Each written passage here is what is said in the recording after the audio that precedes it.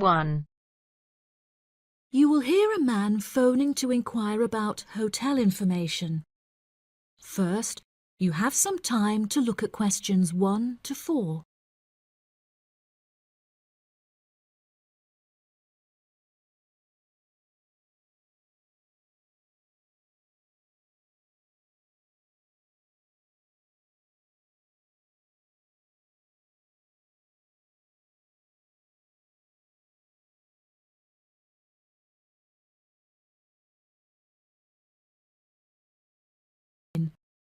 You should answer the questions as you listen because you will not hear the recording a second time.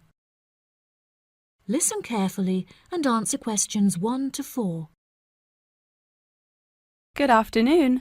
You're through to reception at the Island Hotel in Crete. How may I help you today? Yes, hello there. I'm hoping to book a double room for my wife and myself for about 2 weeks, from the 25th of April of this year. Firstly, could you tell me whether it's particularly hot during this time? Yes, of course, sir. During late April and early May, the daytime temperature shouldn't exceed 19 degrees Celsius. But the weather has been rather erratic and difficult to predict in recent years, so I am unable to say for certain. Okay, that sounds good. My wife doesn't like going outside when it's very hot. I haven't booked flights yet, but I must say that I'm unfamiliar with Crete and its transport system. Does the hotel provide an airport shuttle service? Yes, sir. We provide a complimentary airport pickup service for all our guests. It takes about 40 minutes to get here from the airport, but it's at least 60 minutes at rush hours.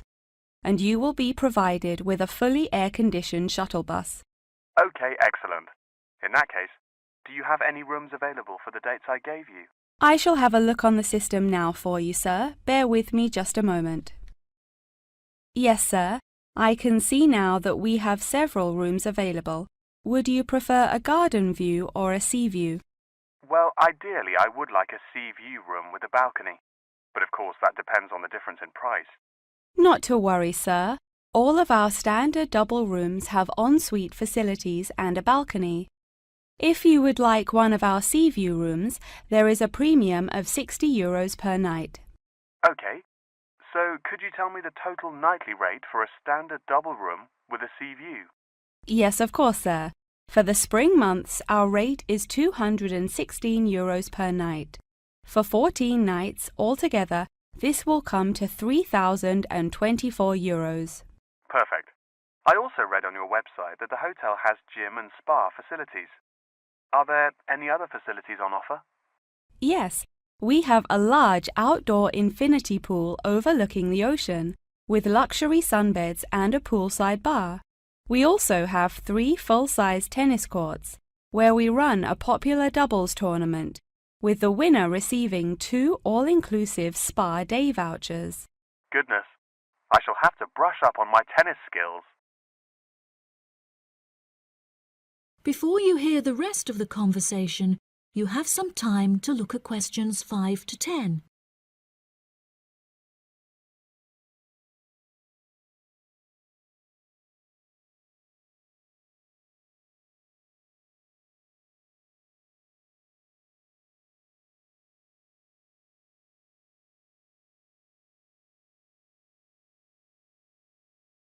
Now listen and answer questions 5 to 10. Are there any other activities organised by the hotel that we can partake in? It's just that it's our wedding anniversary on the 30th of June, and I would like to provide my wife with a perfect romantic getaway. I can assure you, sir, that your wife won't be disappointed. Ours is a 5-star resort, which is renowned for its luxury and beauty. In terms of activities, the hotel provides thrice-weekly entertainment.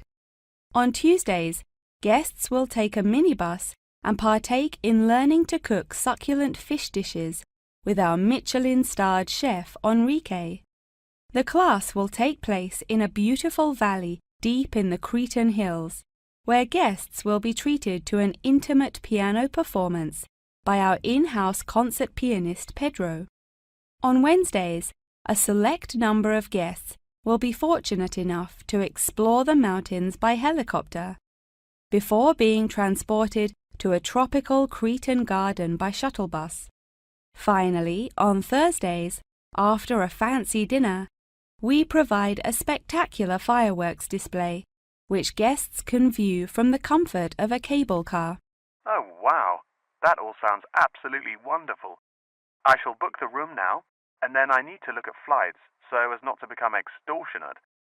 Would you like to take my details now or later? That is the end of part 1. You now have half a minute to check your answers.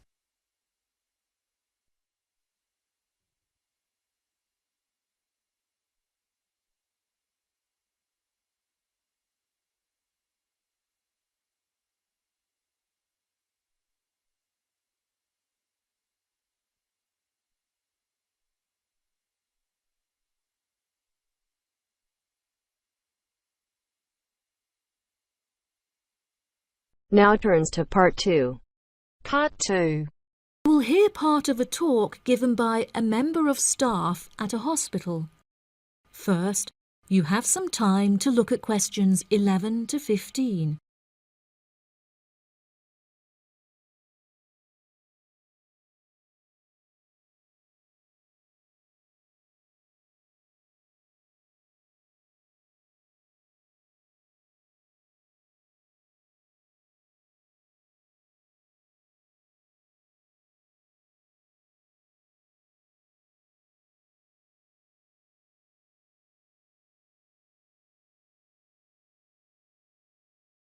Now listen carefully and answer questions 11 to 15. Hello, and welcome to the homepage for the Healthy Hearing Medical Clinic and Surgery, where we'd like to share a little more information about the services we provide and more. Our hospital is one of the leading specialised hospitals in the United Kingdom, attracting the very best healthcare professionals from around the globe. Not only are we a leading medical practice, but we are also the only hospital in the United Kingdom dedicated entirely to the treatment of and research into the curing of hearing loss. Our facilities and staff here are renowned across Europe, attracting thousands of patients a year. Our consultations can number anything up to 11,000 patients a year. However, we aim to treat around 5,000 patients a year so as to maintain and ensure the quality of our services. Our patients are guaranteed the highest standard of care, as well as the use of our first-class facilities. All patients requiring overnight treatment are provided with their own private room with ensuite facilities, as well as a state-of-the-art entertainment centre, which includes a flat-screen LCD television and PlayStation. Appointments with our healthcare professionals can be made at any time during the week, with female doctors available between 8 a.m. and 11 a.m. If you need to see a doctor outside of these times, please visit the Out of Hours page of our website for more information. Our doctors are all trained to an exceptionally high standard and practice a vast array of specialities. Mr. Roberts is a fully qualified ear and throat specialist. Mr. Edwards is a pediatric hearing specialist, while Mr. Green specializes in reversing hearing loss. For more details about our people, please visit the staff members page on our website. During a consultation, doctors will sometimes decide medication is required, for which patients should receive a prescription. There are several pharmacies within the city. However, we recommend that patients use the pharmacy housed within our healthcare facility. Our in-house pharmacy is well stocked at all times. Our products are competitively priced, and our pharmacists are on hand to help and advise from 8 a.m. until 10 p.m. from Monday to Saturday, and from 9 a.m. until 12 p.m. on Sundays.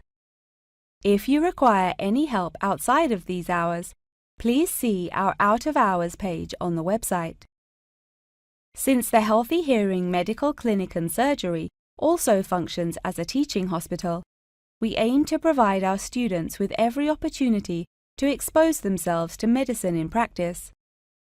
Therefore, we would like to encourage our patients to give their consent for a medical student to attend their consultations. If our patients are not comfortable with this, there will be a form at reception where patients will be able to opt out. Before you hear the rest of the talk, you have some time to look at questions 16 to 20.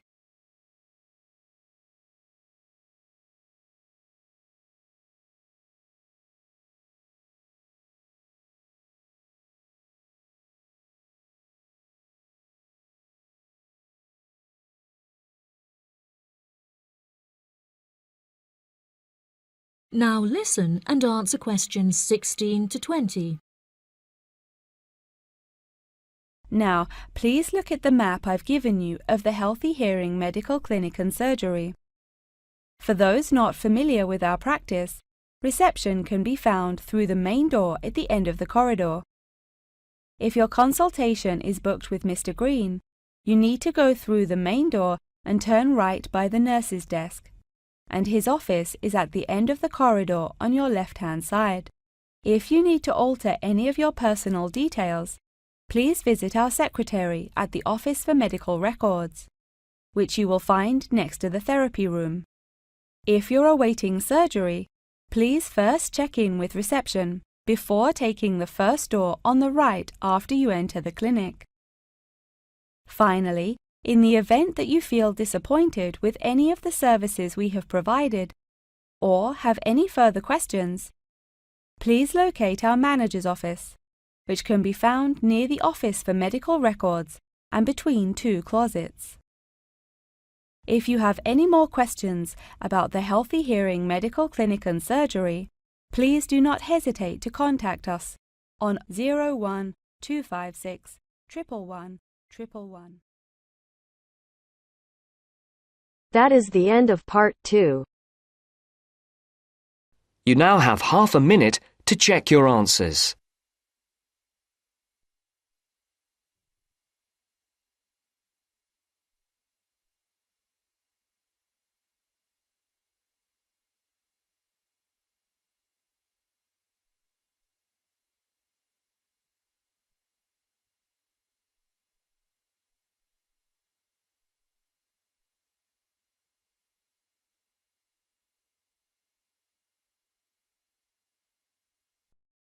Now turns to part 3.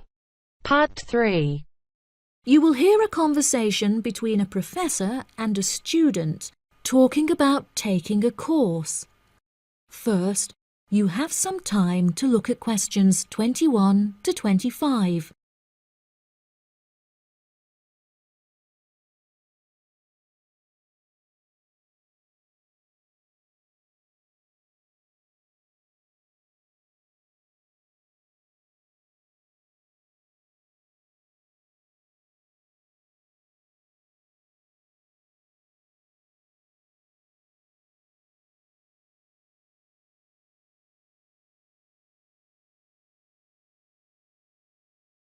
Now listen carefully and answer questions 21 to 25.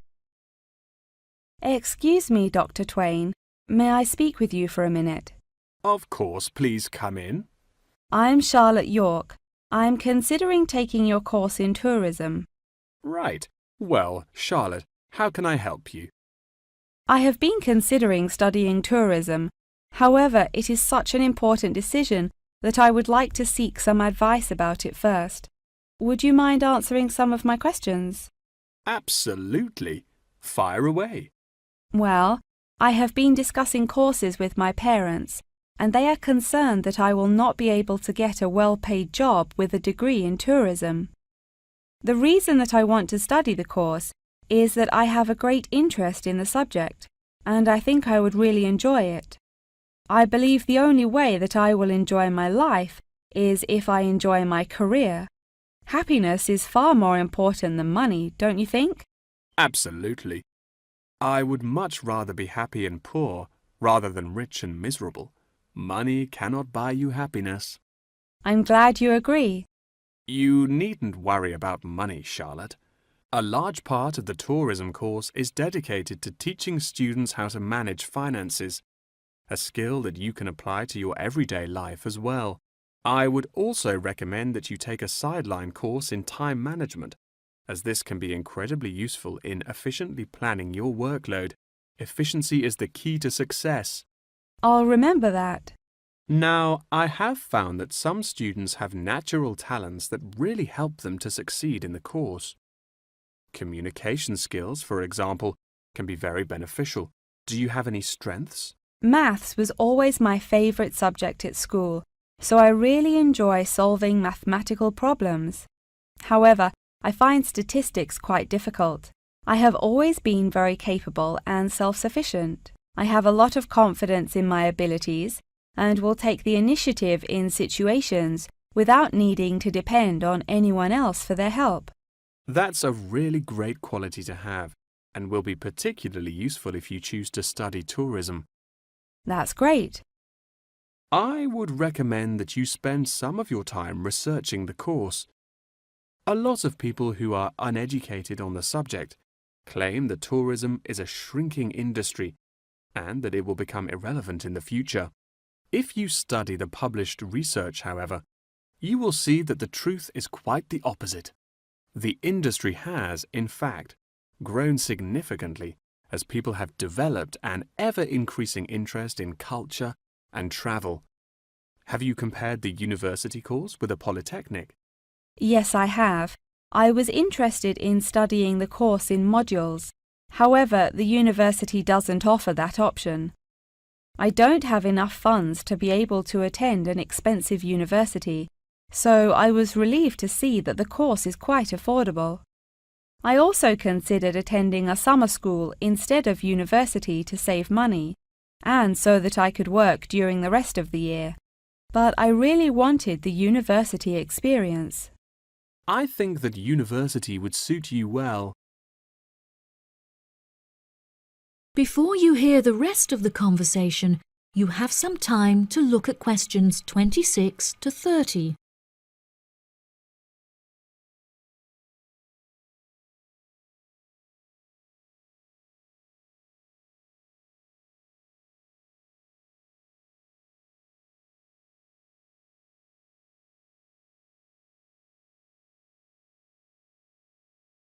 Now listen and answer questions 26 to 30. Now, what about the courses? Are you interested in any of the other subjects on offer? I have looked at a few. I was interested in travel and business as it sounds similar to tourism. That is really worth learning. However, be aware that it is difficult and will demand a lot of your time. Okay, that's good to know. You might find that Japanese is an interesting course and it will teach you valuable skills in speaking the language. Personally, it's not bad and could be of some help, but not that much. Okay, Japanese. Got that. What about medical care? Well, if you have time, the course will teach you a lot about curing diseases and illnesses or dealing with injuries outside, although it's not essential. So, okay, if it's useful, I'll take it. If you enjoy using technology and are worried about fulfilling the entry requirements, computing is very relaxed about the skills that applicants must possess. I'm terrible with computers, so I'm not sure that I would enjoy that course. How about public relations? Yes, I would recommend that course. It would be related to entering the tourism industry, as it will educate you on how to approach clients and develop associations with them. That's great. Thank you so much for your help. That is the end of part 3. You now have half a minute to check your answers.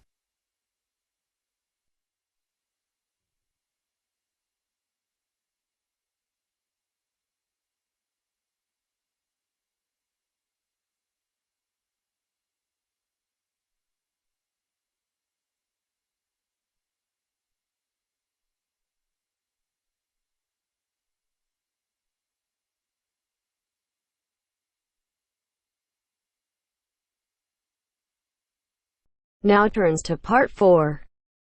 Part 4. You will hear a talk on the research of architecture. First, you have some time to look at questions 31 to 40.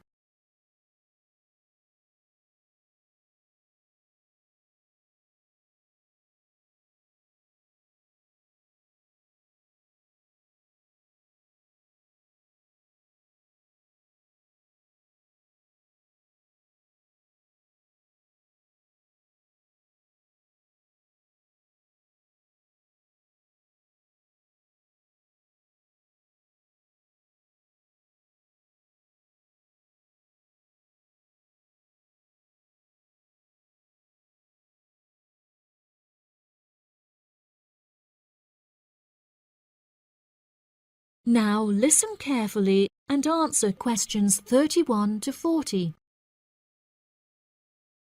Welcome, class, to your very first lecture in this series on architecture, conducted by myself, Dr. Torben Dahl.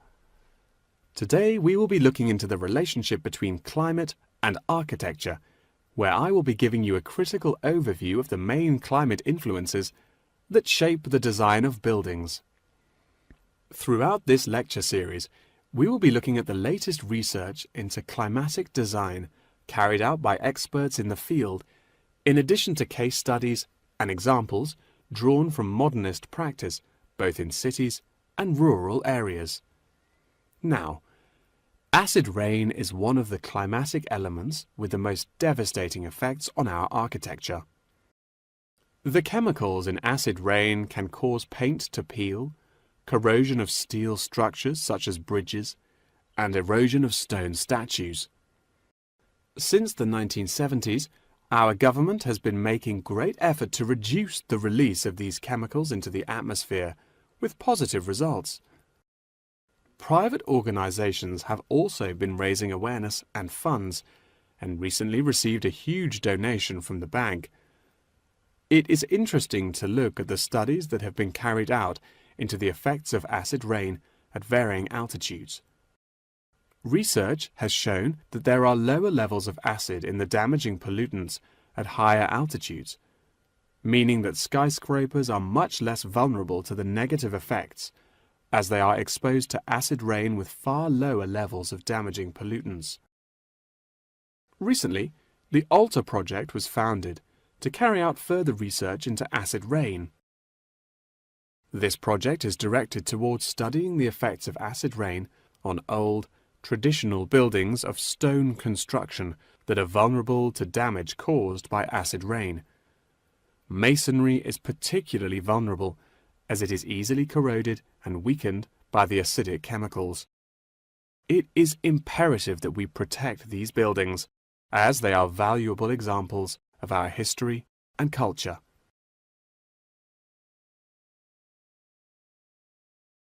Pollution is one of the main sources of concern in the present day. The construction industry contributes considerably as a source of pollution in its day-to-day processes of creating building materials such as concrete and glass. However, more new sustainable methods are being developed to counter this. A recent case study for this is Sky Tower, whose windows have been made from recycled glass to prevent pollution from the glass-making process. Water is the most problematic element to be considered in construction.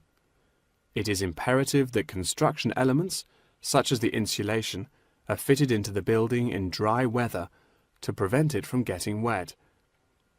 This makes winter an undesirable season for construction, as the heavy rainfall can have adverse effects on the building.